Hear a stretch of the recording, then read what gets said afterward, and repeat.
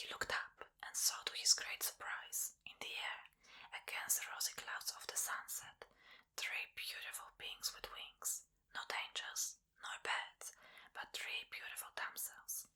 And having alighted on the ground, they dropped their wings and their garments, and left them lying on the shore, and leaped into the cool water, and began splashing and playing about in it, like so many waterfowls. As soon as the prince saw this, he came out of his hiding place in the bushes, picked up 1 pair of wings, and hid himself again. When they had been long enough in the water, the beautiful damsels came again to land, and dressed themselves quickly. 2 of them soon had on the boat their white dresses and their wings, but the youngest could not find hers. They held a short consultation, and the result was that the 2 elder flew away in the shape of birds as fast as they could to fetch another pair of wings for their younger sister.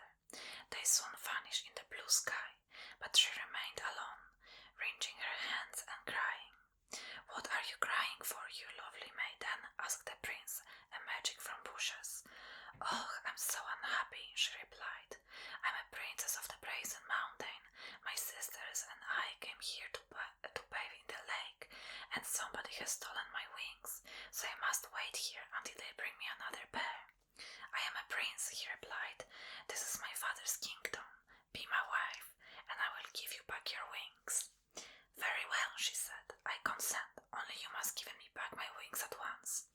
"Let us first go to church and get married," he answered, and taking the lovely princess by the hand, he brought her to his father and mother, and asked their permission to marry her.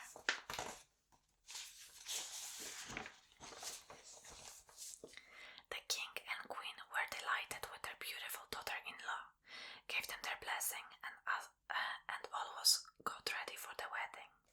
And directly they came back from church, the prince, overcome with joy, kissed his bride and gave her back her wings. She took them joyfully, fastened them to her shoulders, and flew out of the window and vanished. All the wedding guests were in consternation. The king looked very serious. The queen wept bitterly. But the prince so grieved after his bride that, having obtained his parents' consent, he went out into the wide world to search for that Brazen Mountain, where he hoped to find her. He travelled for a long time, inquiring about it of everyone he met, but nobody had ever heard of such a mountain, and he began to give up all hope of ever finding it. Late one evening he saw a twinkling light before him, which he followed in the hope of coming to some habitation. It led him on a long way across level plains, through deep defiles, and at length some way into dark forest, but at last he came to whence light proceeded from a solitary hermitage. He went in, but found the hermit laying dead, with 6 wax candles burning around him. He had evidently been dead for some time, yet there seemed to be nobody near him, nor any inhabitants at all in this desolate region. The prince's first thought was how to get him buried, and with proper rites, when there was no priest, nor indeed any people at all to be found in the neighborhood. While he was thinking over this, something fell from a peg in the wall, close beside him. It was leather whip. The prince took it up and read on the handle these words: "The magic whip." As he knew its virtue, he called out, "Ho, magical whip, the right and left skip, and do what I will." The whip jumped from his hand, became invisible, and flew away. In a short time there was the hum of a multitude through the forest, and the head forester entered, breathless, followed by a crowd of underkeepers, and many more people with them.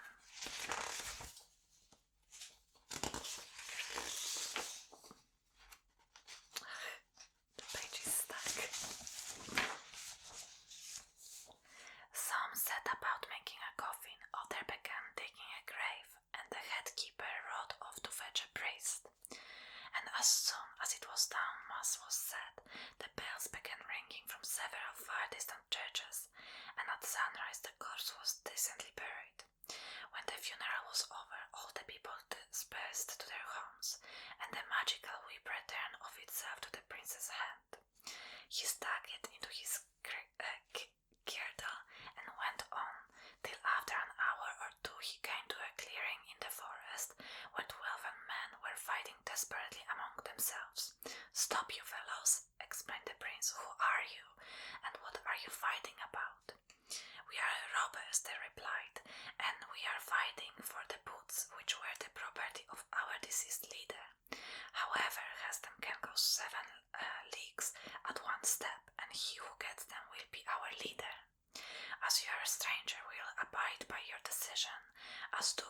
this pair of boots shall belong, and give you a heap of gold into the bargain for your trouble. The prince drew on the boots, took the magical whip from his girdle, and said, "Oh, magical whip, to right and left skip, and do what I will." The whip jumped from his hand, became invisible, and well thrashed the robbers. In the midst of the confusion the prince made his escape, and having the boots on he went 7 miles at very step, and was soon far enough away from the robbers then. But as he was no near to finding out where the Brazen Mountain was, he had no need to go quite so fast, so he took off the seven-league boots, put them under his arm, and the magic whip in his girdle. I really struggle to read this word. And went at his ordinary pace, till he came to a narrow path between some rocks, where again he came upon 12 men fighting.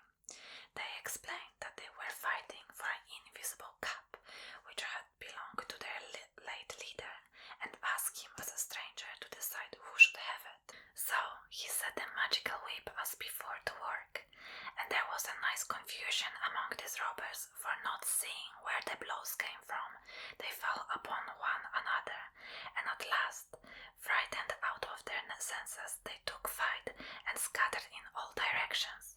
The prince, having put on the invisible cap, was able to walk among them and talk to them, and they all heard, though they could not see him. He now began to consider whether he could not use all these treasures to help him to find the Brazen Mountain.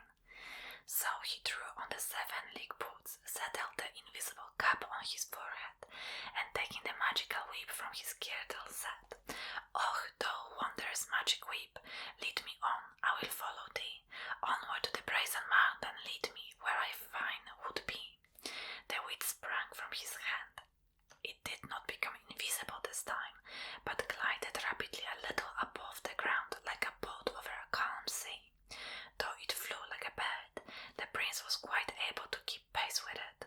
Because he had on the 7-league boots, he was scarcely aware of the fact when in less than a quarter of an hour they came to that standstill at the Brazen Mountain.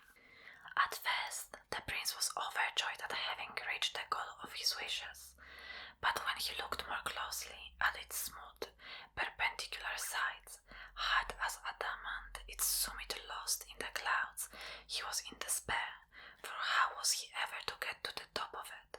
However, he thought there must be some way up after all, so taking off his boots and cap, he set off to walk around the base of the mountain. In half an hour he came to a mill with 12 milestones. The miller was an old wizard with a long beard down the ground. He stood beside a stove, whereupon a kettle was boiling, stirring the contents with a long iron spoon and peeling wood on the fire. The prince looked into the kettle. "Good morning to you, Gaffer. What are you doing there?"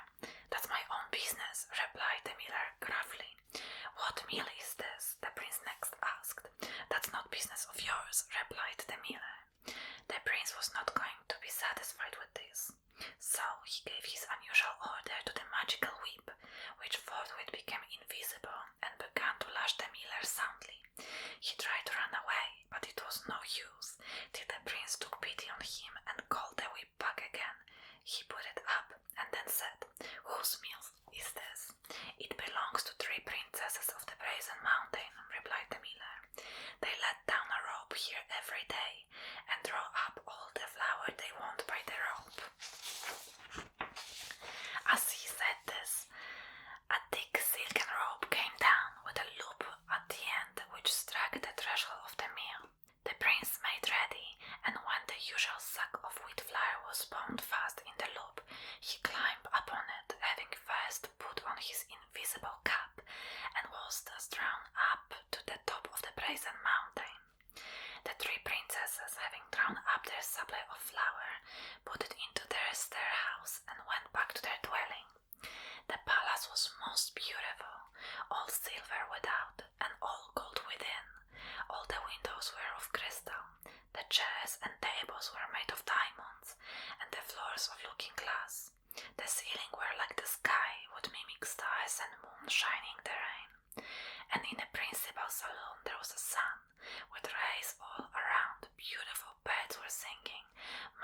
were telling fairy tales, and in their midst among all this sat three most beautiful princesses.